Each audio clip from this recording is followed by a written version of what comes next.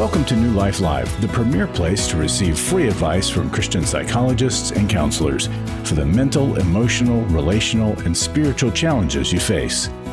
Since 1988, we've offered compassionate responses that combine God's truth with proven psychological principles to guide you toward healing.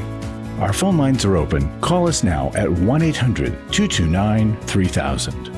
Thanks so much for joining us today on New Life Live. I'm your host, Brian Perez, and we've got some calls already on the board that we will get to in just a little bit. Tom and Kay and everyone else, hold on. Don't go anywhere. We're here today with Chris Williams and Marc Cameron. They're both licensed marriage and family therapists. How you guys doing?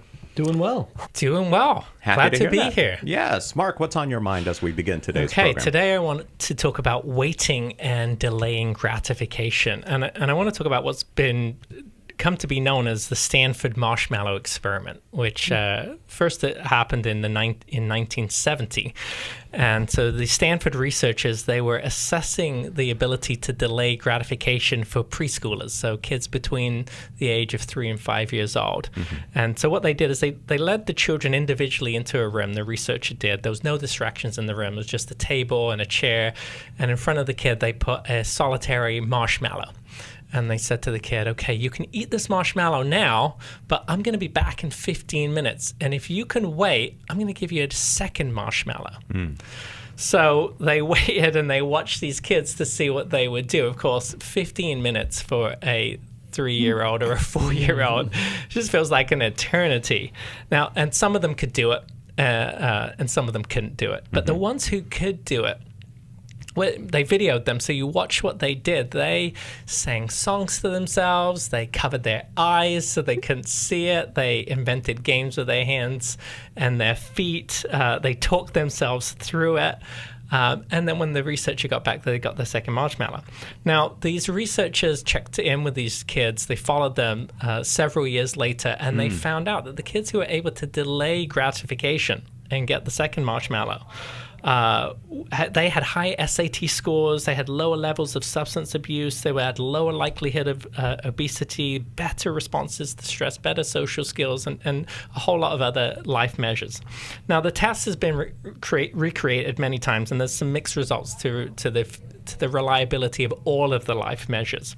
But what I want to point out is, do you think that these kids were just born with willpower alone to do this, or did they have a parent who taught them to delay gratification, taught them how to wait well, taught them how to talk themselves through it? I think that they did. Now, around 2 years old, a child starts to see themselves as separate and individual from a parent. Up until then, the babies, they rely on their parent for everything. But then the two brain structures come together and they integrate, and the child's able to see themselves as a separate individual in time, and they can do things for themselves. They can walk, they can talk, they can feed themselves, and exploration is normal. They start to push back and they start to say no and mine. And now it's a parent's job to set appropriate limits and boundaries for kids, to teach them these life skills, to teach them impulse control, delayed gratification, accepting disappointment, acknowledging needs of others, waiting and taking turns, and sharing. Because when a child doesn't learn that and they go into adulthood, they're going to struggle with credit card debt, addictions, food choices, setting sexual limits and boundaries in relationship. I used to have a soccer coach in college, and he'd say the only way to run faster is to run faster. So the only way to work on patience is to create opportunities to wait on something. Now, I usually end with a scripture, but today I'm going to end with a French saying I learned from my mom, who speaks fluent French. Now, I'm probably going to get the pronunciation wrong, so excuse me for butchering it, but it's La patience est amère, mais son fruit est doux. And what that means Sounded good to me. Patience is bitter, but its fruit is sweet. And I love that saying, because it's so hard to learn this, but when you can do it, you get the fruit. And guess what? A fruit of the Spirit is patience. And self-control. Exactly. Yes. That's Very really good. Good conversation to begin our program today. It's called New Life Live, and we're going to get to some phone calls in just a little bit. Tom, Kay, and Angela, we will talk to you when we come back from the break here on New Life Live. Thank you so much for listening today. Thank you for watching us. And if you're watching on YouTube, make sure you like and subscribe. My husband and I just found out that my son is having sex with his girlfriend. he's 18. I was addicted to pornography since high school. We did some research and discovered that men ages 18 to 25 were being challenged with their sexual integrity, and we wanted to provide a way for them to get some help. And they were interested in a 12-week course, Every Young Man's Battle, helping men deal with sexual integrity. And if you are of that age group, or if you know somebody in that age group, a man who maybe porn has gotten a hold of their life, maybe multiple sexual partners, whatever the struggle is, we want to help them in these early years. Join a shame-free community beginning April 7th to help you become the man of integrity you aspire to be. Call 1-800-NEW-LIFE. That's 1-800-639-5433 or online at newlife.com.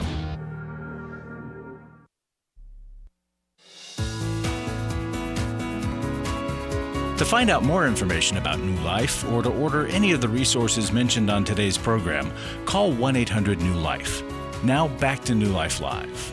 We thank you so much for calling in today, and we're going to get right to the calls, beginning with Kay in Michigan. Hi there, Kay. We understand you're under limited time, so go ahead. We'll get right to your question, and we'll try to help you. I'm just going to tell the secretary that I'm right here. Ma'am,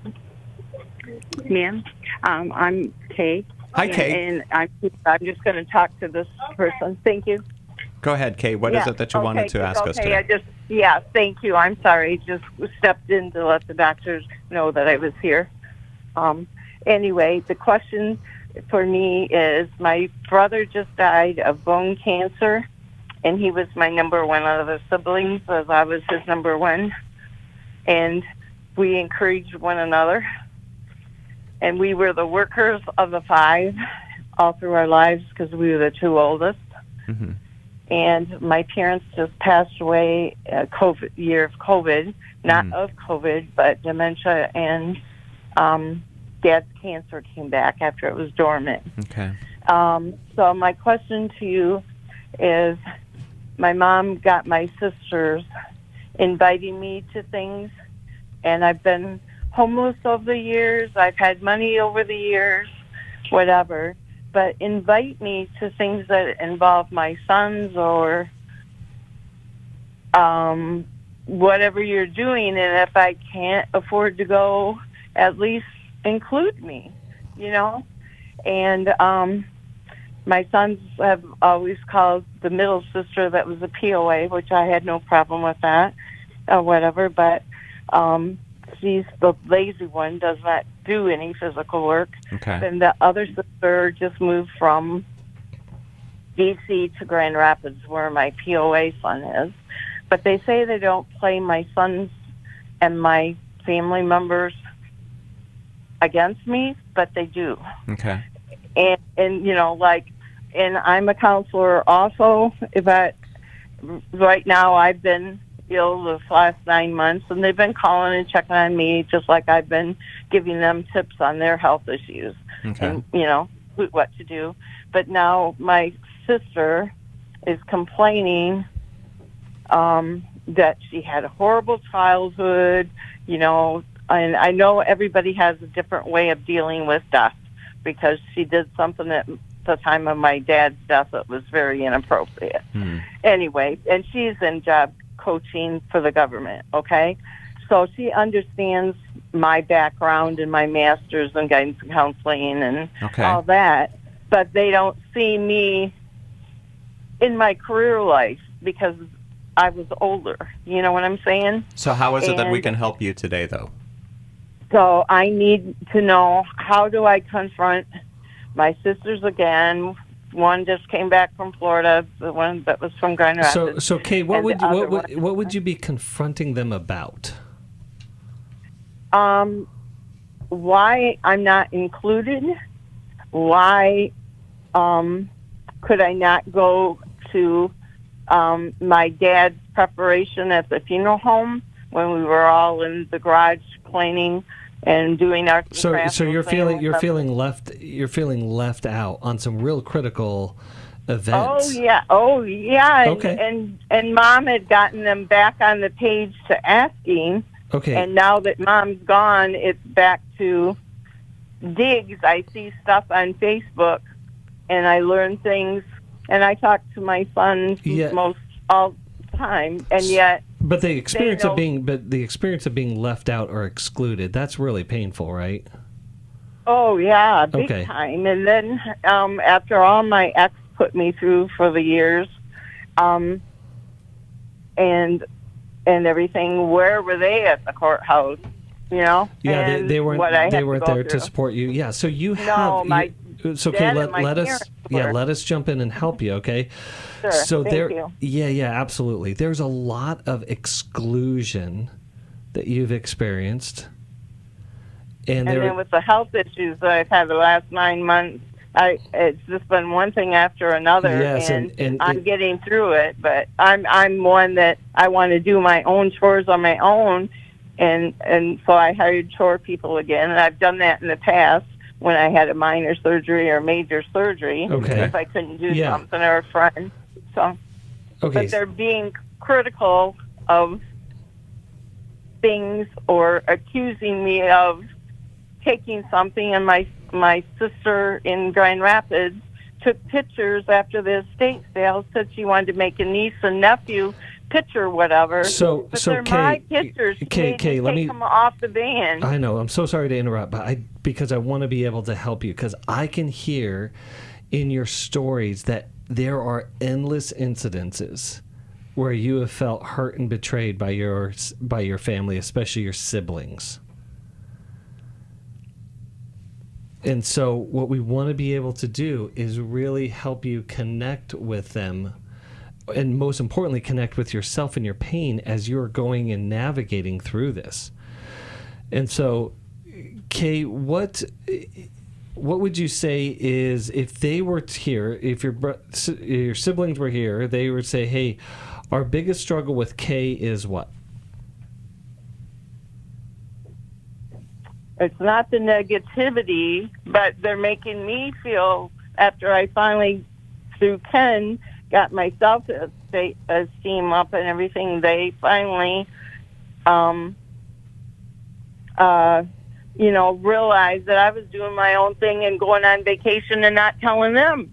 Then they were wanting to know why I was going out of town, so here's, and not letting them know. Yeah, so here's what's clear to me, Kay, in the midst of all of this, is that you guys never learned how to do life together. Marc opened up the show talking about delayed gratification and self-control and regulation. And that's a learned attribute that has to be exercised over a long period of time. Or it has to at least be taught and then exercised out. So does relationship and connection. And for some reason in your family growing up, the siblings were never taught how to relate. And so now we get in this quid pro quo, this for that, of like, well, if you don't include me, then I'm not going to include you, and then I'm going to be hurt by you not including me, and then I'm going to hurt. So it's just these endless cycles of hurt and disappointment that keep rolling down year after year. Yeah, and another aspect I'm hearing here, Kay, is that it feels really, really unfair. Now, your question is, how do I confront? And what I want to challenge you to think about is, what does confront mean? Does confront mean I'm going to sit someone down and I'm going to tell you about all of the hurt that you've done to me, and my hope is that you're going to recognize it all, and then you see all my hurt, and then you're going to apologize to me? And that's typically not how it's going to go. A confrontation is not necessarily a bad thing, to confront someone on something, but we want to think about, how do we do that? So we want to invite somebody into a conversation. And as part of inviting someone into a conversation, we want to make sure that we play both roles in a conversation, that we are a listener as well as a speaker. Now, something that therapists typically learn, I hear that you're a guidance counselor, so you probably learned this too, is that oftentimes interactions in the present can be a microcosm of what's really happening in the macro of someone's life. And so I know that there's a lot of hurt going on for you, but I'm hearing you've got a lot to say. And so I wonder if that plays into the dynamic with your siblings, that you have a lot to say, and maybe they have a lot to say too, and so you're both arguing with each other, or maybe you have a lot to say and they're feeling like they don't have any room to have their opinion. So my encouragement for you is to invite them into a conversation offer to be the listener first. Hear them out. Put your stuff to the side for a moment. It's not going anywhere. You can pick it back up afterwards, but try and listen to what their concerns are first as you model for them how you would like to be listened to. Then you can pick your stuff up afterwards, and they're more likely to listen to you if they feel like they've heard it and they've got it all out, and you can connect with some of what they're saying. But these are learned skills, exactly what Chris is saying, what I started with the opening of the show. If we don't learn these in childhood, we have to learn them in adulthood, and the only way to learn them is to practice them. The only way to run faster, like my soccer coach said, is to run faster. You just have to do the thing that you want to get better at. So that would be my encouragement for you, is confront, yes, but take the listener role first. It sounds like they are, in the family, protest has been one of the ways that they are expressing each other, their experience to each other. But one thing I haven't heard is being a requester. And so protest is going to get you a certain result, and so is requesting. Now, we don't like to request because to be requited in a request feels like a betrayal and is very, very painful, whereas protest is more of a defense mechanism. But protest will guarantee you that you will not get what you want. Most of the time. Yeah. There are times, unless there's a pleaser, someone just wants to please you. But, but even so, if that happens, and it's not really authentic. A balanced relationship. They're just pacifying you to make the anger go away because it causes anxiety inside of them, and that's not healthy. The other exception to that, of course, is if you have a safe, healthy person on the other end that can receive the protest well, get to the truth, and get to the request. But, Kay, I really want to encourage you is to address the hurt inside of you and see what you can resolve in that first before you bring your protest to your siblings. Yeah, I think those feelings of being left out and unfair, I think those roots go very, very deep, especially for you. You were the responsible kid. Yes. You and your brother were the responsible kid. And so those things, I think, are things that you could probably work out in yourself too in therapy, and working those things out will help you be able to engage in that listener role. You know, it's interesting because I really think that there is this legitimate position that the older brother has in the prodigal story. You know, he's the dutiful one. He's the responsible one. He's taking care of business. But what happens is he falls into this scarcity trap. You know, that there's only a limited amount of love and resources. There's only a limited amount of things, and you have to earn it. It can't be given free. And if someone gets that, in a scarce environment, if someone gets, it means you lose. I mean, you're taken from. And so that's this culture, this family culture that Kay has grown up in. So you're fighting each other for the morsels on the table. And if they get it, it means you don't. And so that becomes a heart condition that you have to really work through that, quite interestingly enough, Take Your Life Back really addresses part of that heart issue of resentment and scarcity. Yeah, like you're saying, he had a legitimate issue. Yes. Complaint. It's interesting because we call it the prodigal son, but somebody has named it the prodigal son. When Jesus began the story, he said there was a man who had two sons. Yes. It was a story of two sons, and oftentimes we focus on the one son. Yes. But there is a lot to learn, that the gospel is often unfair. We've got to forgive someone else because Jesus forgave us, even though that they're not asking for forgiveness. And so it's learning to look at that and say, where is my hope? Yes.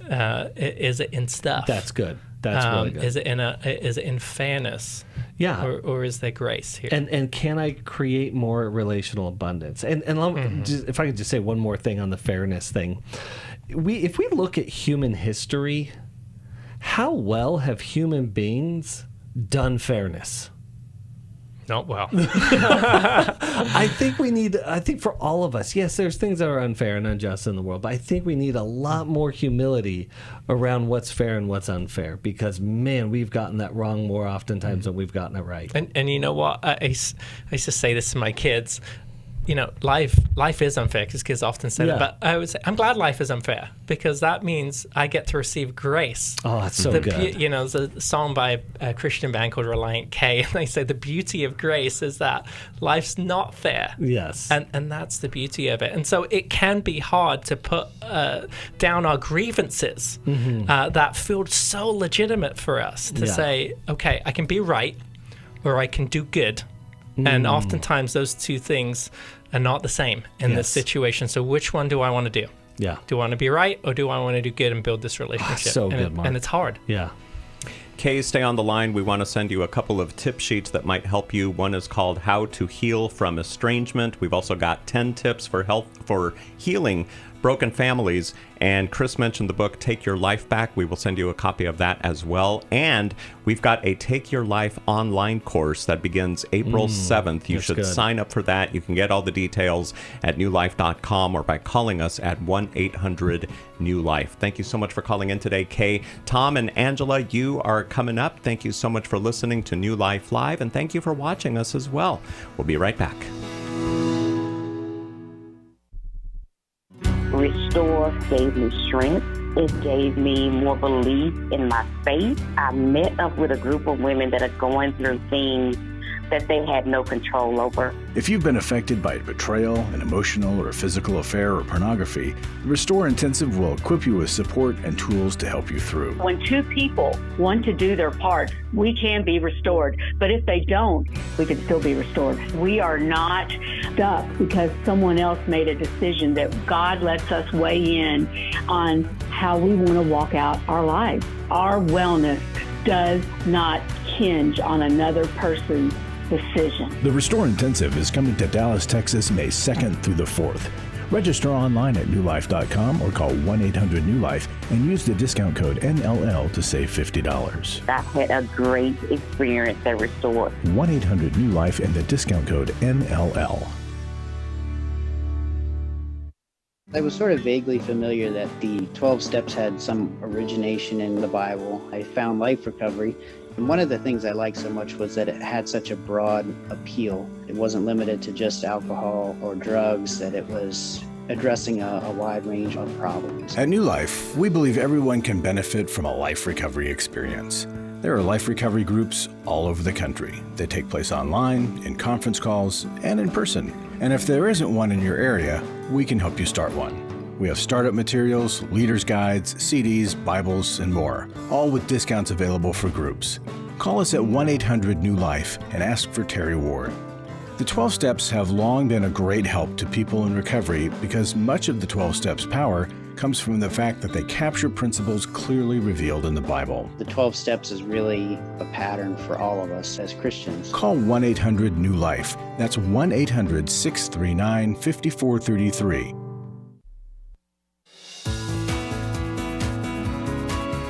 We'd love to hear from you. If you have a question or a comment, call toll-free 1-800-229-3000. Now back to New Life Live. When you give to New Life Live today, your gift will go twice as far due to our $500,000 matching gift. Now, for many listeners, absorbing and applying the counsel and principles provided on this broadcast helps them better navigate the world. If you benefit from what you hear, would you consider making a gift? You can give online at newlife.com or by calling us at 1-800-NEW-LIFE. You can also text the word MATCH to 28950 to take part in this matching gift of up to $500,000. That is amazing, and we are very grateful for that. And we would love to, for you, if you've never given especially, now would be a good time to do it. Okay. Back to the phones we go. Angela, hang on. We're going to talk to Tom first in Washington, D.C., listening on WAVA. Hi there, Tom. How can we help you today? Yeah, I was wondering, how do you walk in the Spirit? Because I know you all said that patience is better, but how do you stop? Like, I have a problem with masturbation. How do I stop that? Because it seems like it's taking forever to get married and find a wife or get engaged.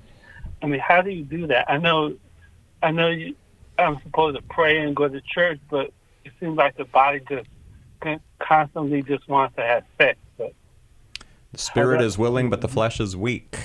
Mm-hmm. Tom, how long have you used pornography? A long time. Very long. Okay, give me a number. I say about 50 years. 15 or 50? 50. 50. 50. Wow. Yeah, ever since they had the Sears catalog. Oh, wow, yeah. Yeah. So it is hard. What you've done here, looking at pornography, is you've really primed your brain. Now, when we do that, when we have an addiction, what happens is we prime our brain chemically for the dopamine hit of what it occurs, and then when we keep getting something, we need higher levels of it to get a bigger dopamine hit. And so you primed your brain, and it's been wired in a certain way, and for 5 decades, that's a lot of conditioning, and now you're trying to unwind all of that. Now, so you've got that aspect of it. You've got the conditioning behavioral part of it, which is hard enough in itself. But all addictions come from the root of an emotional deficit. Addictions make us want to numb or distract from an emotional pain, because I've seen people who can be sober for sometimes even up to a year, and you think, gosh, if you're sober for a year, you've broken that addiction, and then they go right back to it again. Because willpower alone is not enough. You do need willpower, but it's not enough by itself. You have to go back and say, what's the emotional deficit that is driving that addiction? Have you ever done any work in that with a therapist? No, I haven't. Okay, so that would be my recommendation. Is get in with the therapist. We can connect you to one and start to look at what are some of the emotional deficits that I'm covering up. When I talk about this, are there any that might come to mind for you? I didn't hear you. Are there any emotional deficits that might come to mind for you as I'm talking about this? Just like loneliness. Loneliness. Yeah. Yep. Yeah. Yeah. Well, I just wanted to mention really quick, because of what you said, Mark, about the willpower, because Tom is thinking that perhaps if he met a woman, he got married to her, etc., that all of a sudden all of this would go away, and that may not be the case. Yeah, and that's called the romantic solution. It's but people can feel lonely and be in a marriage, in a relationship. Where do you think that loneliness comes from, Tom? Well, ever since I was a child, I just wanted to talk to somebody and be in a relationship or have a girlfriend. I don't know. Were you an only child? Yes, I'm the only child. Yeah, so that was a lonely. And what was your connection like with your parents? I have a good connection. Okay. I've always had, and I told myself I'm scared of sex. Well, Tom, one of the things that pornography and masturbation and even sexual acting out is referred to is an intimacy disorder. And you just spoke to it. It's the fear of being close to another person, and you're caught in this horrible condition where you strongly desire to be in close relationship with other people and are terrified of it somewhere inside at the same exact time. And so pornography and masturbation offer that relief, though it's temporary, and though it actually drives the problem deeper. And again, that's not even to mention the other huge psychological component or bus driver here is shame, that there's something defective with me, therefore I can't be in relationship. So it keeps me from relationship and drives me to the addiction. But then the addiction also drives the shame, and now you're in a hamster wheel. You can see how willpower will not work here. But a community of people tackling this together will work. I cannot tell you enough. Every Man's Battle is coming to D.C. at the end of April. Tom, hear me say this as clearly as possible. Whatever you can do, get there. Do it. Go to Every Man's Battle. And even as Marc was saying, start addressing it today. Get into a therapist who specializes in this area and start tackling it. But you will need a community of other men to walk alongside you here. Tom, stay on the phone so that we can wrap up with you. We also want to send you a resource from the newlife.com store. Plus, we'll give you more information about the Every Man's Battle Intensive that starts in just a few weeks. Angela and Tony, we want to talk to you as well, so don't hang up. We'll be right with you here on New Life Live.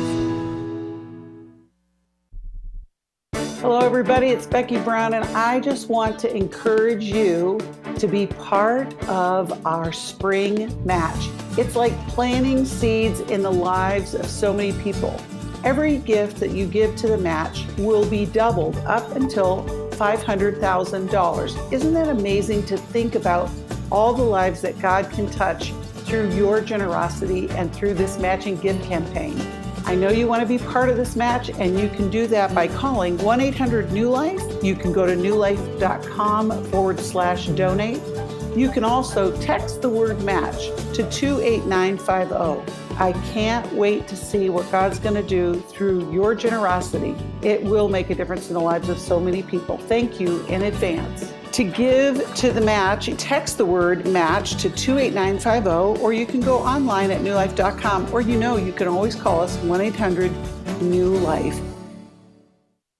Club New Life changes lives. I think I go way back to listening to New Life, learning so much from it, and then becoming a Club New Life member. Club New Life is a monthly giving family that helps New Life Ministries provide Christ-centered hope and counseling resources to thousands of people. You know, I'm so thankful because you know why I keep giving? Because I keep learning, and I'm so thankful for all the lives that you touch every day and the people's lives. So when I get to still hear the radio show, it's just so encouraging to my heart. When you sign up to support us monthly through Club New Life, you'll make a difference in the lives of individuals and families with godly counsel and connection to help. And you know one reason I give? Because I feel like sometimes I'm hiding behind a counselor's couch, listening to all this great information and not paying, so my guilt of this great advice is alleviated by being a Club New Life member. Call 1-800-NEW-LIFE. That's 1-800-639-5433. And together we can help hurting people find help and hope in life's hardest places. Call 1-800-639-5433 to join Club New Life today.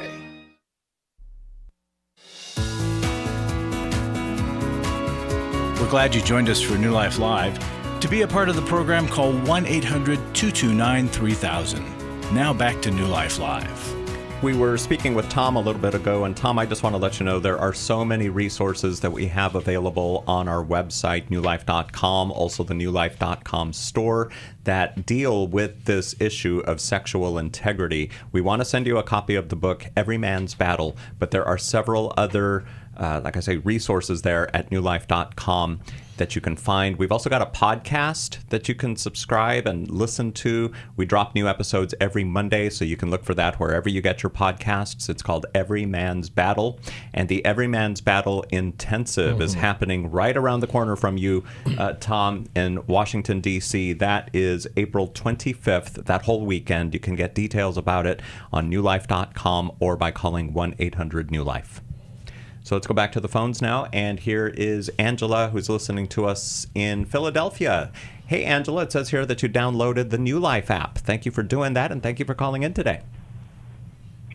Thank you. Thank you for having me. Yeah, what's going on? How can we help you? Well, this is my situation. I have an adult son. He's 35, and he is in a homosexual relationship. And I am a Christian. I'm a believer. And the year of 2023, I had to. He forced my hand. I had to put my son out. He was doing some, disrespecting my home. Okay, so he's been out. We kind of gotten together as mother and son, having a relationship. I met this young man that he was able to get in this. Find this man. He found this. Well, he had his friend, and his friend's cousin had a home, and so that's how my son wound up in this guy's home. Okay. So they're in a relationship. So 2 months ago, my son called texted me. He didn't call me. He texted me, and he told me, he asked me, he said they weren't doing well. And he said, could I help him? And I said, sure, I can help you. That was my first instinct. Help him in what way? Financially or what? He didn't state that. He didn't state it. Okay. And I didn't ask. He went on texting and he was upset. And he was saying that he was apologizing for when he was staying with me, how his behavior was, and he was apologizing about that. Okay. And I told him I forgave him. And, he also told me that, he loved me and he was upset. And I said, well, what's going on? And he said he couldn't talk about it. He's not a very expressive he's not expressing himself, talking. So this relationship, because I've met this guy, and for me viewing the guy and him and my son in this relationship, the guy is very possessive. Possessive. Okay. And he's manipulative. Okay. So what is it that we can? What can we help you with today, though? Well, I want to. I'm moving forward. I've been, I reached out to my son, and I gave. He had a birthday, so I texted him, and so I want to know, what should I do? I've been praying for him, praying for his friend, because the friend I'm not speaking. We're not on good terms. Okay. Because back in October, the guy cussed me out. Okay. And so Angela, can I jump in? Now my son. Mm-hmm. Okay, so you mentioned in 2023 you kicked your son out. He would have been 33 years old if my math is correct at that time, 32 or 33. And then he moved into another relationship in which he was, quote unquote, being taken care of by another person who ended up being controlling and manipulative. So I'm not saying the problem isn't the people around him, but the primary problem is that your son is dealing with a tremendous amount of fear and insecurity that is blocking him in a failure to launch. He doesn't have that confidence and resiliency to go tackle life and figure it out, and even that tough experience of failing forward, as I like to say. And so all of this creates this pattern inside of him where he's going to just move from one rescuing person to another rescuing person that is always going to keep him at great vulnerability to be taken advantage of in some way or another. What are you feeling pressured to do, Angela? Well, if he reaches out to me, do I help him?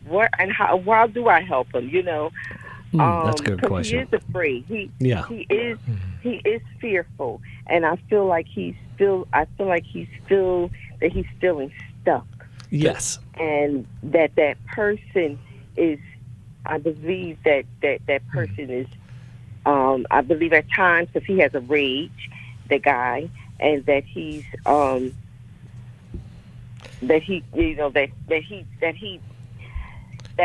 sometimes I feel like he's in an abusive relationship. Yeah. Yeah. Does your son have a job? He did have one. He was a chef, but he's not working. Okay. And he wasn't honest with telling me. Well, he wasn't. I won't say honest. He wasn't forward with telling me what happened with the job. Okay. Mm-hmm. Yeah. So it sounds like he's feeling very dependent upon this other person. Like he got into a relationship with him because he had to leave your house. He didn't have anywhere to go. He found a house to get to, a place to move into, and now he's in a relationship. And now he's not working. He's feeling dependent. And I'm wondering, not that it's not genuine, but I'm wondering if this is where the prompt of the text of "I'm so sorry, I love you, you were right" is coming in, and he may be looking to you to rescue him. Now, Chris is right here. He's 35 years old, and he's not really launched, and so rescuing him again just perpetuates the cycle. So I like to come alongside people rather than go in front of them and clear the roads of life for them. So what I want to see is if somebody asks for my help, I want to see them move first, and then I move afterwards, and I go beside them, and then they move first, and then I go beside them. And so I'm alongside them as a coach rather than out in front of them clearing the way, if that makes sense. And so that makes a lot of sense. Yeah, if you are to help your son, again, if he becomes homeless, it might be very difficult to just see him with nowhere to go. But what I would encourage you to do is to meet with him and ask. I would start with asking him, listen to him and say, wow, this is a really difficult problem. What do you think you're going to do? Do you know what I mean? Like, when you ask that question, it takes you out of the role of, like, here's what I'm going to do for you, and it puts the responsibility back on them. See if he comes up with anything. If he doesn't, you may say, if you're interested, I've got some ideas. Here are my thoughts. What do you think about that? So again, the question, what are you going to do? What are you going to do as opposed to how can I help you? Yes, what do you think you're going to do about this? You listen and you empathize, and then you say, what do you think you're going to do about this? And see what his ideas are. And if he doesn't have ideas, you can offer to give your ideas. And if it does come down to a situation of safety, where he's homeless or he's in an abusive relationship, you help him, but with boundaries there and with expectations that he's going to do something too. I wouldn't just pull him all the way out of the situation. I'd have him start to take a first step forward. Yeah, and I think that there's deeper psychological work and emotional internal work to do on his part. If he doesn't address the fear and insecurity driving him on the inside, he's going to end up in desperate situation after desperate situation. And so I think that part of what Marc was saying is part of the boundaries is you need to get into therapy and start addressing what's going on the inside that is the blocks and barriers for your ability to go out and do life like the way I know you can. Yeah, he's a little kid on the inside, and he's 35 years old, and he needs to be an adult. Yeah.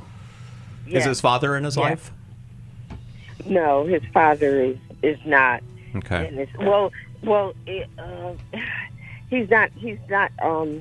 Well, the last year his father had a stroke, and so by that time my son was just in this new relationship. Okay. And so my son, I think he was feeling like, I'm in this new relationship. You know how you get the excitement of that, and that's when I first met the guy too. Yeah. Okay, we've got to go to our break now, Angela, but thank you for calling in today. I think we'll send you a copy of Doing Life with Your Adult Children. Yeah. You think that would be a good... Okay, yes, so that's also available on the newlife.com store, but Angela, we're going to send you a copy. Tony, we'll talk to you when we come back from the break here on New Life Live. Thank you all for listening today and for watching us as well. We are here for you, whatever it is that you're going through. We are New Life Ministries. We all face days where life throws us a curveball and our routines or plans get disrupted. Things we wanted to do are forced to take a backseat to the unexpected demands of the day. If you normally listen to New Life Live on a radio station, well, you might not be able to that day. And on these hectic days when you're feeling stressed or frazzled, hearing the sound of counsel given on New Life Live is just what you need to navigate the unexpected things of life. Every time I'm troubled or I have a problem, I'll cut on New Life, and there's always something that is said that is helpful to me. By listening, I have learned more than I can ever express about how God wants me to live. Download the New Life app for the easiest way to listen wherever you are and at a time that's convenient for you, or watch the show on our YouTube channel. You can even subscribe to our podcast from your favorite podcast provider. You never have to miss a day of New Life. Wherever you are, we are. For over 35 years, New Life has been the most trusted name in Christian counseling. Your ministry has saved my life. If you struggle with emotional hurt, family or marriage problems, the pit of depression, or the pain of addiction, we can help. I'm down 100 pounds now from what I was. I found a counselor through New Life Ministries, and it's just been outstanding. Our treatment programs provide clinically appropriate solutions from licensed professionals, all in a biblical framework. I have had problems with alcohol. I think God has ordained this place to be His. You don't have to be a prisoner of your pain. Help is available at 1-800-NEW-LIFE. She tells me that I'm a new man, and I feel like a new man. It worked for me, and it can work for them too. This time it is different. If you're ready to take the first steps toward genuine spiritual and emotional healing, call us today at 1-800-NEW-LIFE. God can open the door for a better tomorrow. To get someone that's competent, that's good at what they do, it's been like day and night compared to what I've had before. Call 1-800-639-5433.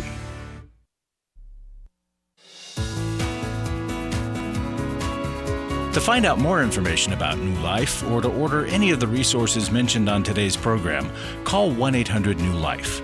Now back to New Life Live. Tony, we're going to talk to you next year on New Life Live, but Mark wanted to mention something really quick as we were speaking to Angela in Philadelphia. What was that, Mark? Yeah, I just wanted to talk a little bit about stress as the way to build resiliency. So there's different types of stress that we go through, and there's something called normative stress, which is just the normal stresses of life, and it starts early on. It's, being left at school by yourself, by your mom. It's learning to ride a bike. It's learning to swim. There's a moment of panic in some of those things before you feel like you're okay. And we need to learn to go through normative stress to build resiliency. When somebody takes away all of the stress from us, when we get rescued from situations, you don't build that muscle. It really is equivalent to a muscle. And so you have to have doses of normative stress to be able to build that resiliency. And so that's really what we're telling you to do, Angela, not just to abandon your son, but to let him learn how to build that, because our chronological age needs to match our emotional age, or vice versa. Yeah. And not in all areas of our life does that happen. And so we need to identify where it doesn't and learn, how do I build that up? That's good. Very good. Now let's go to Tony, who lives in Los Angeles and listens to New Life on a podcast. Thank you so much for downloading our program, Tony, and thanks for calling in today. How can we help you? Thank you guys for having me. I appreciate it. I don't want to take up too much time. It's just pretty much I'm dealing with the fact that I got a 14-year-old that I'm trying to build a relationship with that I lost years ago due to parenting skills from the mother, where lies took place and kind of kept me from him due to the fact that I was in another relationship, and kept me from seeing him, kept me from spending time with him. Her plan was, well, if I can't have you, then, I don't want my son around another woman. So I've tried reaching out many times, but I'm always getting the short end of the stick. I get lied and just let down most of the time. And people say, hey, you got to keep trying. He's your 14-year-old son. Don't give up, don't give up, don't give up. He's just a kid. I said, I understand, but, probably there's a lot of people out there probably walking in the same shoes I'm in, probably dealing with the same thing or differently. But I just feel like every time the mom reaches out to me, I want you to be a part of his life, like it just happened recently. I said, okay, let's sit down and talk, you and I first, about how we're going to approach the damage that's taking place, because you have to be held accountable for your actions, like as well as me for my actions. So she's willing to let you spend time with him, and then what happens? She says, oh, no, never mind. It's not going to work. Well, it's happened like that before, but this time I don't know if it's different or not. She did apologize to me via text. What you mentioned, what we talked about the other night, kind of made sense, made me realize the damage that I had caused. I said, well, you need to sit down or try to sit down and have a conversation with him and allow him to see what took place, so that when he questions or asks, like, well, why isn't my father around? Why isn't he in the picture? He needs to know why. I don't know if that's the right approach or not. Tony, just, what's the custody agreement? Well, there was one together, but we stopped just pursuing it because we got back together. And getting back together, we just like, okay, we don't need to follow the custody. So then It's just the relationship was just so dysfunctional. I just had to move out and just get out of the picture. So it was just hard again just to follow the custody because of the age he was in. I wasn't going to obligate him and force him like, you got to come spend time with me. So I wanted that to be a genuine, but I also wanted her support. But some damages were done. He was like, well, I don't want to go see my dad or spend time with my dad. Yeah, so we don't have a lot of time here, Tony. Here's what I would say to this, is that I wonder if his mother's struggling with him right now. He's 14 years old. When you get to that age, you start to separate from your parents, and you want to your social world becomes everything for you, because that's what you need in adulthood. And so that happens. And so sometimes kids don't want to be with their parents. But the solution is to say, well, if you don't want to be with me, I just respect that. No, they need their parents. Kids need their parents. And what I would suggest to you, if she's reaching out to you and she's taking ownership of what she said, I would try and get a meeting with all of you together so that you can all be on the same page, so that she can take responsibility for the things that she said that were damaging and that kept him from you. But I'd also like you to take responsibility that you did not pursue that custody agreement as a dad, to say, no, you're my son, and I'm going to make sure that I see you and that there's not going to be any other excuses here. It's my responsibility to pursue this and follow through with this, because kids don't know what is best for them. So I'd like you to take responsibility for that part and recognize, too, that this is just a difficult time with a 14-year-old. He's got a lot of hurts. He's individuating, and he's got a lot of hurts from not being around you, and he's probably starting to act out here. And you may have to say, well, I love you, and I'm going to want to see you, and so I'm going to create time to do that. And so you're going to see me, we're going to hang out, but you have some choices in what we do here. But then you've also got to build a relationship back with him and talk with him and say, I'm sorry I wasn't there for you, and listen and hear him out. And you're going to have to be in the listener role a whole lot more than you're in the speaker role to build back that trust with him. 14-year-old boys are tough. Not all of them, but most. I got a 13-year-old. And I think that's really important, Mark, because. But hold on, Tony. Go ahead. Don't try. Stop trying. I'm going to go Yoda on you. Yeah. There is no try. There is only do. Yeah. Because parenting teenagers, especially your guy who is probably confused and hurt and angry at you, is going to require you to take it in the shorts for a long period of time. It's going to be hard. And it doesn't mean you get to be walked over. It doesn't mean that you get to be blatantly disrespected. It just means that you got to stay with his frustration. And he may be frustrated about something at school, and he doesn't have an outlet for it. So you may become that outlet. Totally unfair. But that's what it means to be with a teenager, walking them through their teenage years. So I love the fact that his mom reached out to you. And there's one other piece here, and actually Mark gave it to a previous caller.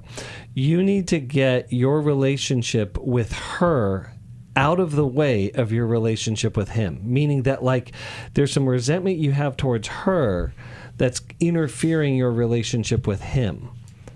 And so certainly address the struggles that you have with her, but really don't let that get in the way of you connecting with your son.